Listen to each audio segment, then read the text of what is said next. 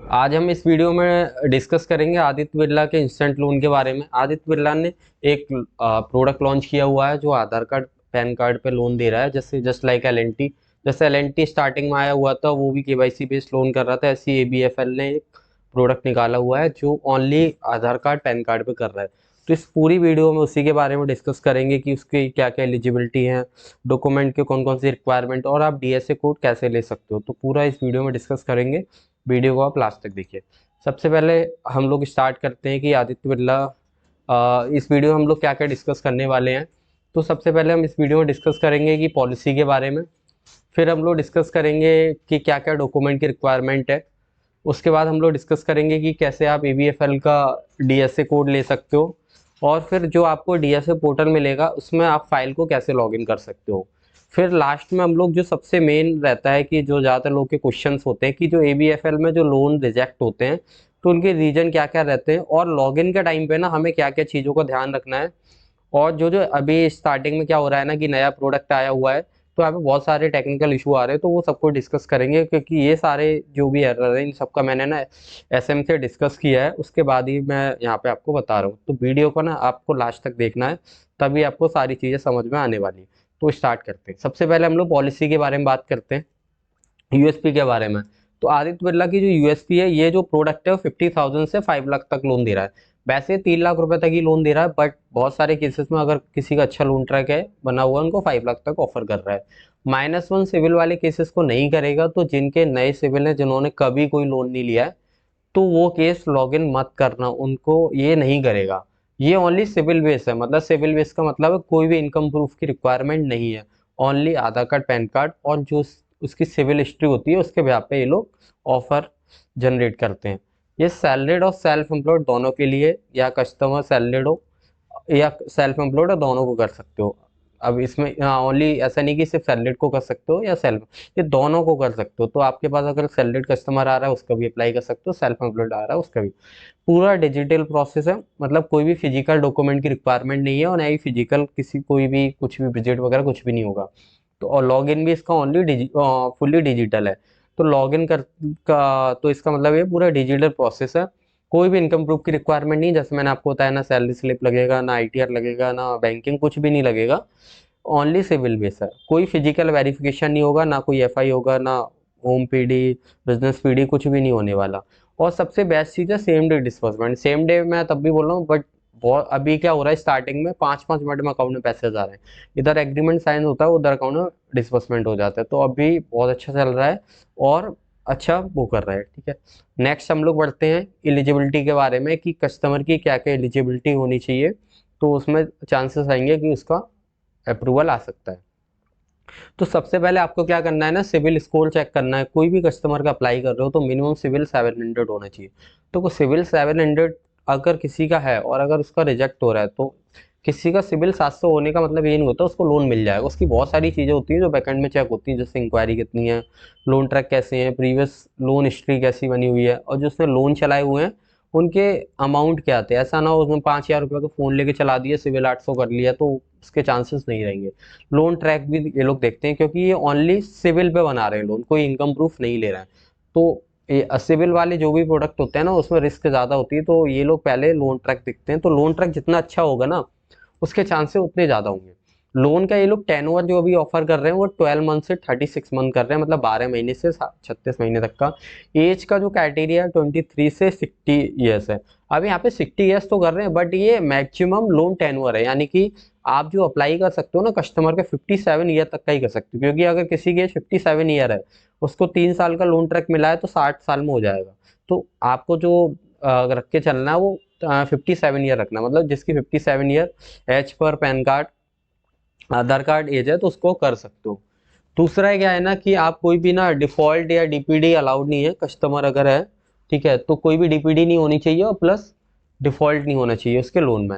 Over due नहीं civil में show होना चाहिए किसी भी तरह का। अगर सिविल में ओवर ड्यू शो हो रहा है किसी भी तरह का, तो केस को लॉगिन करने का कोई मतलब नहीं। Minimum monthly income 35। इसमें क्या है एक्चुअली, जब आप लॉगिन करते हो एबीएफएल के प्रोडक्ट में, तो वहाँ पे ना ये पूछता है कि आपकी मिनिमम मंथली इनकम क्या है। तो एक चीज़ को आपको ध्यान रखना है कि इनका ना एक क्राइटेरिया है कि 35 1000 आपको मिनिमम वहाँ पे डालनी ही डालनी है। अब कस्टमर चाहे कितना भी कमाता हो, बट मिनिमम 35 डालनी है, उसके बाद ऊपर डाल सकते हो 40, 45, 50, 60, 70, जो भी आपको लग रहा, बट 35 से कम मत डालना, क्योंकि 35 से कम डालने पे वो केस ऑटोमेटिक रिजेक्ट होगा, अगर बनने वाला होगा तब भी नहीं बनेगा। तो इस चीज़ का आप ध्यान रखना कि 35,000 मिनिमम डालनी ही डालनी, इस चीज़ को बहुत ध्यान, क्योंकि मेरे पास जो MIS आई है उसमें ना जो केस के रिजेक्शन है ना, बहुत सारे केस इसीलिए रिजेक्ट हुए हैं जिसमें लोगों ने इनकम कम डाली है। तो 35,000 आपको डालनी ही डालनी है। उसके बाद आता है अनसिक्योर्ड इंक्वायरी। ये लोग क्या कर रहे हैं, लास्ट 3 मंथ में जो इंक्वायरी है या तो 5 होना चाहिए, 5 से कम होना चाहिए। तो इस चीज़ का बहुत ध्यान रखना जब भी लॉग इन कर रहे हो आपकी कस्टमर की इंक्वायरी ज़्यादा हो, लास्ट 3 मंथ में 5 से ज़्यादा इंक्वायरी नहीं होना चाहिए। अब अभी तक जो भी मेरे पास अप्रूवल आए हैं उसका मैंने ना एक वो किया हुआ है, तो मुझे जो ये मेरा ऑब्जर्वेशन है कि HL के जिनको लोन ट्रैक बने हुए हैं या PL या ऑटो लोन के, इनके अगर लोन ट्रैक है तो उनके अप्रूवल चांसेस बहुत ज़्यादा है, मतलब उनके बहुत ज़्यादा अप्रूवल आ रहे हैं। तो किसी कस्टमर का अप्लाई कर रहे हो, अगर उसके लोन हिस्ट्री में HL, PL या EL दिख गया, मतलब हाउसिंग लोन, पर्सनल लोन और ऑटो लोन, तो ट्राई करना उसका तो 100% लॉग इन करना ही है, क्योंकि उस कस्टमर के आने के चांसेस, लोन अप्रूवल आने के चांसेस ज़्यादा है। अब इसके बाद हम लोग डिस्कस करेंगे लोग रेट ऑफ इंटरेस्ट क्या ऑफर करें। इनका रेट ऑफ इंटरेस्ट स्टार्टिंग वही 14 पॉइंट कुछ, मतलब 15% से स्टार्टिंग है रिड्यूसिंग में, ठीक है। और ये processing fees up to 5% charge कर रहे हैं, 3% किसी में 3.5 लगा, वो डिपेंड कस्टमर टू कस्टमर है, ठीक है। इसके बाद ये लोग चार्जेस वगैरह क्या क्या कटेंगे, तो चार्जेस में क्या रहेगा, इनका EMI बाउंस चार्ज है 500 रुपीज़ पर बाउंस है, अगर कोई कस्टमर की कोई EMI बाउंस होती है तो 500 रुपीज़ लेंगे। ओवर ड्यू EMI चार्जेस का इनका 2% पर मंथ है, प्लस GST जो भी रहेगा। और अगर कोई कस्टमर फॉर क्लोजर करवाता है लोन का, तो उसमें क्या करते हैं, अगर मान लो किसी ने ABFL से लोन ले लिया है और उसको फॉर क्लोज करना चाहता है, तो ये लोग क्या करते हैं, एक तो इनकी कंडीशन है मिनिमम 12 मंथ का उसने EMI पे किया हो, 12 मंथ से पहले वो फॉर क्लोजर नहीं कर सकता। तो 12 मंथ का अगर EMI पे किया है तो आउटस्टैंडिंग अमाउंट पे 4% का चार्जेस लगा के ये लोग उसको फॉरक्लोज करवा सकते हैं हम लोग किसी कस्टमर का। तो इस चीज़ का याद रखना, बहुत सारे कस्टमर अगर लोन लेने के बाद 2 महीने बाद कहते हैं इसको बंद कराना है, तो ये बंद नहीं हो पाएगा। कम से कम 12 EMI पे करनी पड़ेगी, उसके बाद ही इसको हम केस लोन को बंद करा सकते हैं। तो कस्टमर को आप इस चीज़ को बता के रखना है। इसके बाद हम लोग डिस्कस करेंगे कि डॉक्यूमेंट की क्या क्या रिक्वायरमेंट। तो डॉक्यूमेंट में क्या होता है कि बेसिक जो डॉक्यूमेंट होते हैं, पैन कार्ड चाहिए, आधार कार्ड चाहिए। हाँ, इसमें सबसे ध्यान देने वाली क्या चीज़ है, आधार कार्ड ना नंबर से लिंक होना चाहिए। ऐसा ना हो कि वो आधार कार्ड हो उसमें मोबाइल नंबर लिंक नहीं है। अगर मोबाइल नंबर लिंक नहीं है तो आपको लिंक करवाना पड़ेगा, नहीं तो आगे प्रोसेस ही नहीं होगा। तो मोबाइल नंबर लिंक होना मस्ट है। तो आप जब भी लॉगिन करो कस्टमर से कंफर्म कर लो कि इस आधार कार्ड में मोबाइल नंबर लिंक है या नहीं। तो और लॉगिन के टाइम पे जो मोबाइल नंबर भी डालना है ना, वही डालना है जो आधार कार्ड से लिंक है। अगर आप दूसरा नंबर डालोगे बाद में KYC में दिक्कत आएगी, KYC नहीं हो पाएगा। तो एक तो आधार कार्ड से मोबाइल नंबर लिंक होना चाहिए, और दूसरा लॉगिन के टाइम पे भी वही नंबर डालना है। लाइव सेल्फी रिक्वायर्ड है, कस्टमर की लाइव सेल्फी लगेगी यहाँ पे कोई भी, तो जब भी आप प्रोसेस करोगे अप्रूवल आने के बाद तो कस्टमर का होना जरूरी है। ईमेल आईडी, एक mobile number, pan card. Pan card में सबसे मेन चीज़ और याद रखनी है, पैन कार्ड जो है वो आधार कार्ड और पैन कार्ड जो है वो लिंक होने चाहिए। अगर आधार कार्ड पैन कार्ड लिंक नहीं है तो भी तब भी आपको आगे KYC में दिक्कत आने वाली है। तो इस चीज़ को याद रखना, दो चीज़ें बहुत ध्यान रखने वाली, एक तो आधार कार्ड मोबाइल नंबर से लिंक हो, और जो आधार कार्ड है वो पैन कार्ड से लिंक होना चाहिए। तो ये दोनों चीज़ें मतलब लॉगिन से पहले आपको इन चीज़ों को वो करना है, तो बाद में फिर दिक्कत आएगी। अगर नंबर लिंक नहीं होगा, KYC वगैरह आप करने जाओगे, अप्रूवल आ जाता है तो वहाँ पे दिक्कत आएगी, फिर वो ये उसका कोई मतलब नहीं है। उसके बाद आप DSA कैसे के लिए कैसे अप्लाई कर सकते हो आदित्य बिरला का, अगर आप DSA लेना चाहते हो तो उसके लिए ना लिंक डिस्क्रिप्शन में लिंक है, वेबसाइट का लिंक भी है और ग्रुप का भी लिंक है, तो वहाँ से भी अप्लाई कर सकते हो। तो उसमें क्या होगा, आपको सेपरेट एक लॉगिन पोर्टल मिल जाएगा, वहाँ से अप्लाई कर सकते हो। आपको जो हम लोग पे आउट है उसमें इंस्टेंट पे आउट और मंथली पे आउट की फैसिलिटी अवेलेबल कराते हैं। उसके बाद और क्या है, और अगर आप हम लोग के साथ DSA बनते हो तो आपको बेनिफिट ये भी है, आदित्य बिरला तो सिविल बेस दे ही रहा है, बाकी और बहुत सारी कंपनियां भी हैं वो भी सिविल बेस करा रही हैं, तो उनके भी मैं पोर्टल के हम लोग एक्सेस करा देंगे। इसके बाद हम लोग नेक्स्ट चलते हैं कि आप DSA में कैसे इस फाइल को लॉगिन कर सकते हो आदित्य बिरला के। तो आदित्य बिरला का जो हम लोग से आप DSA लेते हो तो हम आपको एक लिंक प्रोवाइड कराते हैं। उस लिंक पर जैसे ही आप क्लिक करोगे तो आपको ना पहला ये पेज खुलेगा। तो इसमें आपको क्या करना है, गेट इंस्टेंट पर्सनल लोन पर क्लिक करना है। जैसे ही गेट इंस्टेंट पर्सनल लोन पर आप क्लिक करोगे तो ये वाला पेज आएगा। तो यहाँ पे कस्टमर का मोबाइल नंबर डालना है। तो मोबाइल नंबर मैंने आपको बोला है कि वही डालना है जो आधार कार्ड में लिंक है, अदरवाइज दूसरा नंबर मत डालना, नहीं तो बाद में KYC में प्रॉब्लम आने वाली है। तो जो आधार में नंबर लिंक है वो आप यहाँ पे डाल सकते हो। उसके बाद उस नंबर पे एक ओटीपी जाएगा, वो ओटीपी आपको यहाँ पे एंटर करना है। ओटीपी एंटर करने के बाद आपको इस तरह का एक वो निकलेगा, यहाँ पे कस्टमर की पर्सनल डिटेल डालनी है। तो पहले तो पैन कार्ड नंबर डालना है। पैन कार्ड नंबर डालते समय ना बहुत ध्यान से डालना है कि पैन कार्ड नंबर जो बिल्कुल ओके होना चाहिए, नहीं तो बहुत सारा यहाँ पे बहुत सारे एरर आ रहे हैं पैन कार्ड नंबर डालते समय। तो वो आपने डाल दिया। नेम ये ऑटोमेटिक फैच कर लेगा एनएचडीएल की वेबसाइट से, जो पैन कार्ड की वेबसाइट है। यहाँ पे जेंडर सिलेक्ट करना है, डेट ऑफ बर्थ और मैरिटल स्टेटस। यहाँ पे पर्सनल ईमेल आईडी डालनी है कस्टमर की, और रेजिडेंशियल पिन कोड। जो इसमें एक चीज़ का और आपको याद रखना है, जब भी आप पिन कोड डाल रहे हो तो एक चीज़ बिल्कुल मेक श्योर करना कि पिन कोड आपको वही डालना है जो आधार कार्ड पे पड़ा है। क्योंकि यहाँ पे क्या हो रहा है ना, अगर जैसे मान लो कि आप जैसे कस्टमर का आधार कार्ड और किसी लोकेशन का, कस्टमर और किसी लोकेशन पर रहता है, तो आपको जो पिन कोड डालना है ना वो सिर्फ वही डालना जो आधार कार्ड पे। अगर आपने करंट डाल दिया, क्योंकि केवाईसी जो ले रहा है ना एड्रेस प्रूफ एज अ, ये आधार कार्ड को कंसीडर कर रहा है। या एलएनटी जैसा नहीं है कि आप अदर एड्रेस प्रूफ डाल दो, इसमें क्या है आधार कार्ड को एज अ एड्रेस प्रूफ मान रहा है। तो जो आधार पे पिन कोड है वही यहाँ पे एंटर होना चाहिए, नहीं तो केवाईसी के टाइम पे केस रिजेक्ट हो जाएगा। और इसमें क्या होता है, रीओपन का भी कुछ नहीं होता है। तो इसीलिए बहुत ध्यान से जब भी पिन कोड डालो तो आधार वाला ही पिन कोड डालना है, और मोबाइल नंबर भी आपको वही डालना है जो आधार में लिंक है।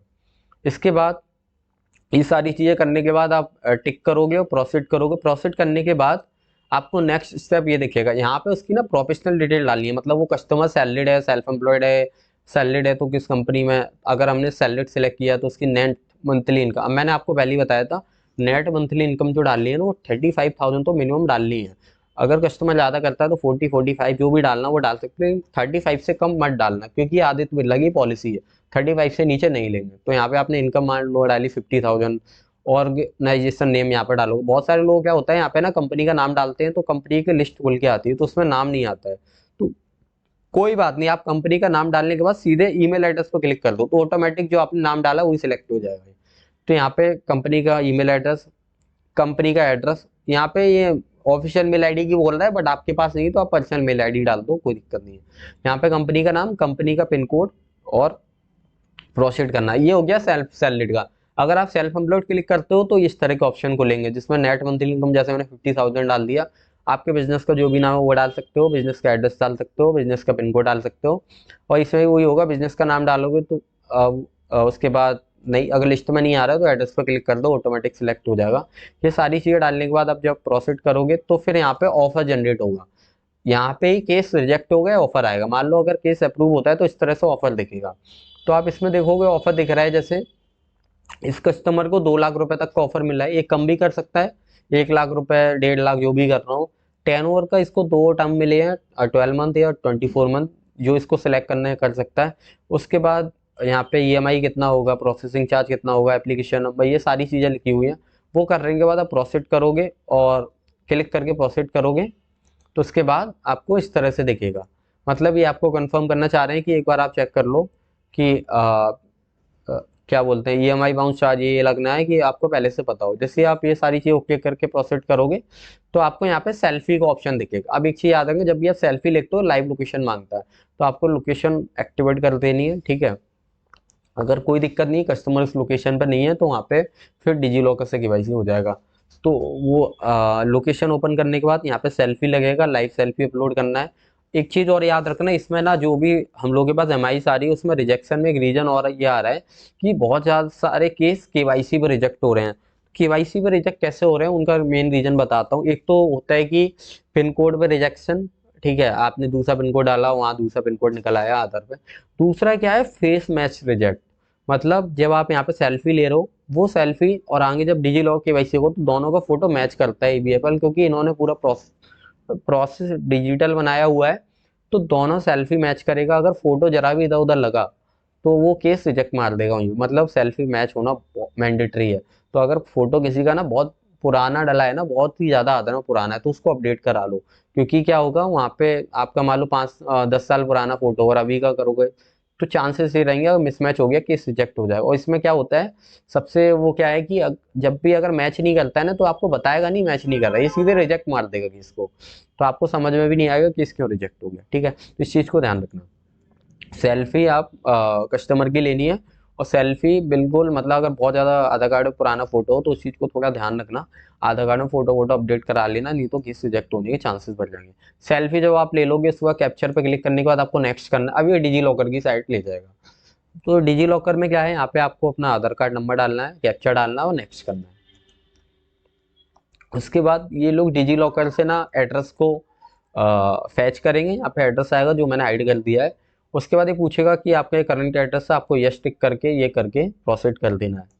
प्रोसीड करने के बाद आपका डिजी लॉकर से केवाईसी हो गया सारे। उसके बाद अभी बैंक वेरिफिकेशन है, मतलब बैंक डिटेल वेरिफिकेशन है। तो यहाँ पे आपको कस्टमर का अकाउंट नंबर, उस फिर कंफर्म करना है account number, IFSC code, bank का नाम आ जाएगा, ऑटोमेटिक बैंक का नेम आ जाएगा।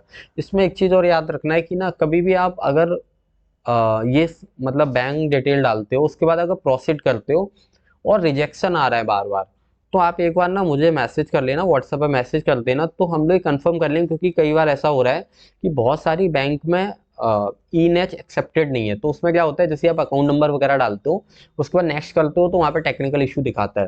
तो अगर ऐसा कुछ आ रहा है ना तो एक बार कांटेक्ट कर लेना, तो हम लोग कंफर्म कर लेंगे कि इशू क्यों आ रहा है। अगर वो बैंक एक्सेप्टेड नहीं है तो आपको कस्टमर को दूसरा बैंक अकाउंट देना पड़ेगा।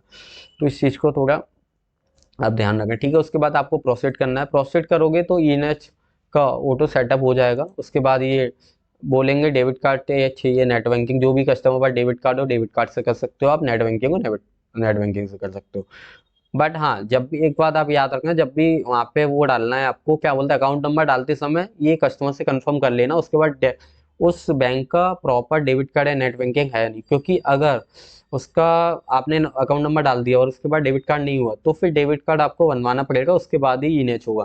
क्योंकि फिर उसके बाद अकाउंट नंबर चेंज नहीं होता। तुम डालने से पहले कंफर्म कर लेना, उसके बाद डेबिट कार्ड नेट बैंकिंग होना चाहिए। उसके बाद यहाँ पे बैंक अकाउंट डिटेल आ जाएगी, जो भी वो डाली होगी। इसके बैंक अकाउंट डिटेल डालनी है उसको, डालने के बाद उसको नेक्स्ट करना है। जैसे नेक्स्ट करेगा तो ईनेस सेटअप हो जाएगा। ईनेस सेटअप होने के बाद ये उसको ऑप्शन दिखेगा, ये इसको ना रिव्यू करने के लिए, मतलब फाइनल एक दिया गया है कि आप रिव्यू कर सकते हो। इसमें क्या होगा, क्या क्या यहाँ पे मेंशन होगा, लोन अमाउंट, मतलब ये है, चार्जेस जो लग रहे हैं, इंश्योरेंस भी यहाँ पे ऑप्शनल रहता है, आप करा सकते हो नहीं, बट अगर आप कराओगे ज़्यादा बेस्ट रहेगा, क्योंकि इसमें बहुत सारे बेनिफिट्स हैं, जैसे ईएमआई प्रोटेक्शन और एक्सीडेंटल डेथ पे आपका पूरा लोन माफ है। तो अगर इंश्योरेंस लेता है तो कस्टमर को ये है कि मान लो कल की डेट में उसकी एक्सीडेंट वगैरह कोई डेथ वगैरह होती है तो फैमिली वाले को परेशान नहीं करेंगे ये लोग, इंश्योरेंस से वो हो जाएगा, क्लोज हो जाएगा लोन, ठीक है। उसके बाद यहाँ पे एक ऑप्शन और आता है, चेंज लोन अमाउंट। मान लो अगर आपको पहले लोन अमाउंट 2 लाख था, आपने 1 लाख सेलेक्ट किया तो अगर कस्टमर ये कह रहा है कि मुझे ना अमाउंट चेंज करना है, तो इस यहाँ पे भी आके आप चेंज कर सकते हो, उसके अमाउंट को बढ़ा सकते हो। तो अगर मान लो नहीं है तो जो भी है वो रखना है। उसके बाद नीचे कंफर्मेशन के लिए आएगा, मंथली ईएमआई इतनी है, इंटरेस्ट रेट ये लग रहा है, टेनवर ये है, बैंक अकाउंट ये है। ये सारी चीज़ें कंफर्म करा रहे हैं कि आप एक बार चेक कर लो।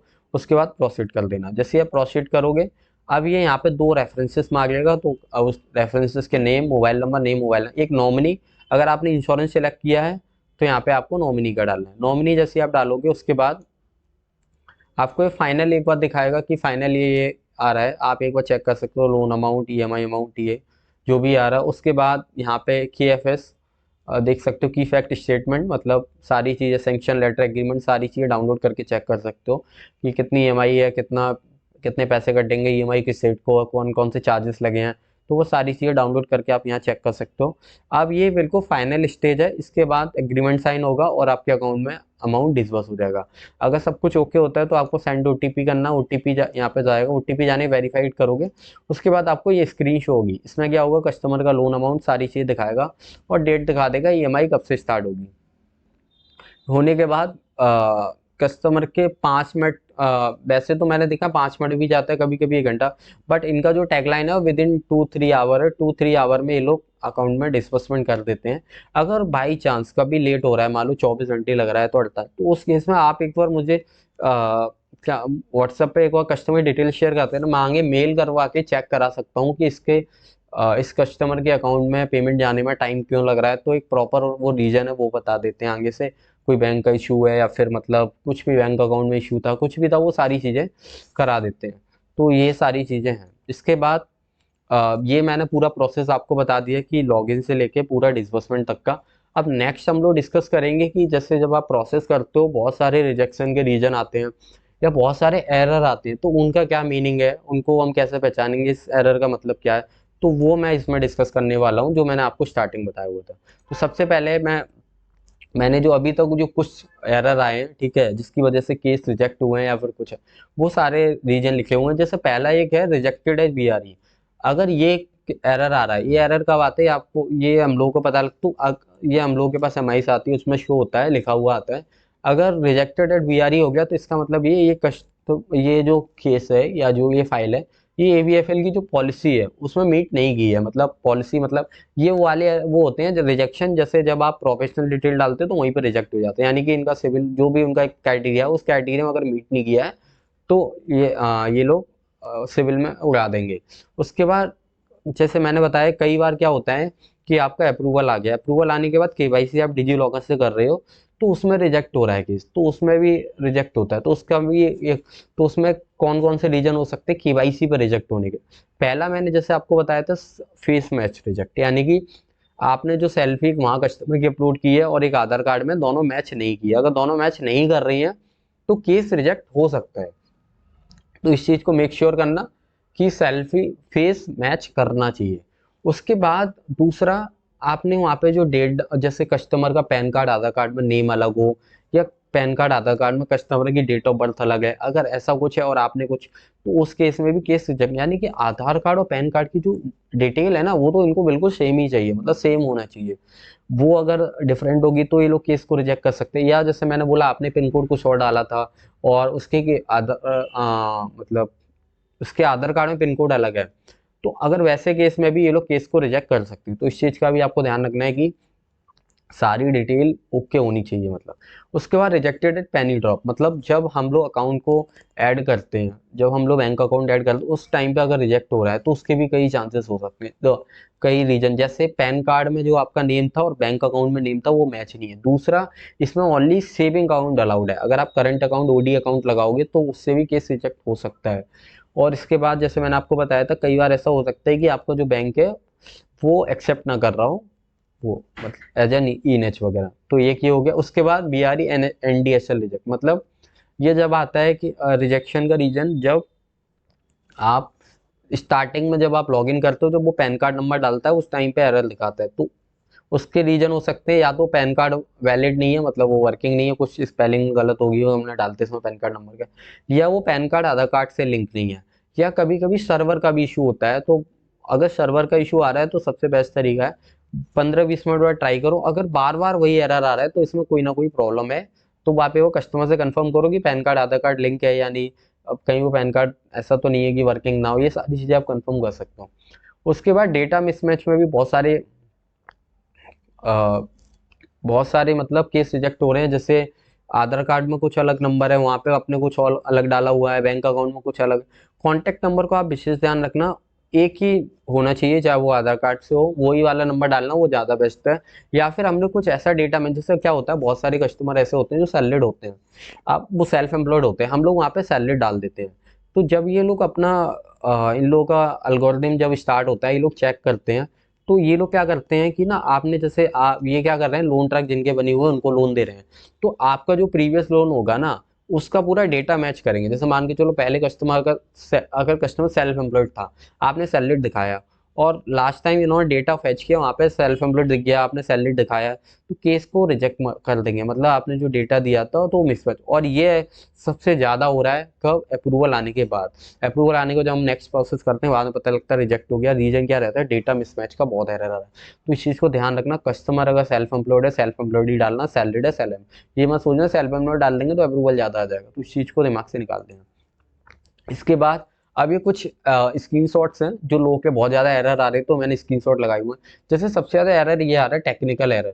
इसके देखो 3 रीजन है अभी, जो भी हम लोग की एसएम से बात हुई। पहला रीजन ये, या तो ये एरर जो है एबीएफएल की साइड से आ रहा है, मतलब सर्वर का इशू चल रहा है, क्योंकि इनका अभी नया नया प्रोडक्ट लॉन्च हुआ है और बहुत ज़्यादा लॉगिन हो रहा है, तो इसकी वजह से इन लोगों का, और इनका प्रोसेस क्या है, पूरा ऑनलाइन है, तो इसीलिए ना सर्वर बहुत ज़्यादा लोड पड़ा है, कुछ भी चीज़ मैनुअल नहीं है। उसके बाद अगर ये ईनेच के टाइम पे आ रहा है, कभी कभी क्या होता है, ईनेच करने के टाइम, मतलब बैंक अकाउंट ऐड करने के टाइम पे, जहाँ पे हम अकाउंट नंबर आईएफएससी कोड डाल, अगर उस टाइम पे एरर आ रहा है ना, तो एक बार आ रहा है, 2 बार आ रहा है, 3, अगर बार बार आ रहा है, तो आप एक बार ना व्हाट्सएप पे कांटेक्ट कर लेना। क्यों? क्योंकि मैंने आपको जैसे बताया कि अगर बैंक भी सपोर्ट नहीं कर रहा है ना, मतलब उसमें ईएनएच की फैसिलिटी नहीं है, तब भी एरर देता है। तो एक तो ये हो गया डायरेक्ट एबीएफएल से आ रहा है, एबीएफएल से एरर आ रहा है, उसमें तो कुछ कर नहीं सकते। उसका तो तरीका यही होता है कि ना आप 15 मिनट बाद दोबारा ट्राई करो, ठीक है।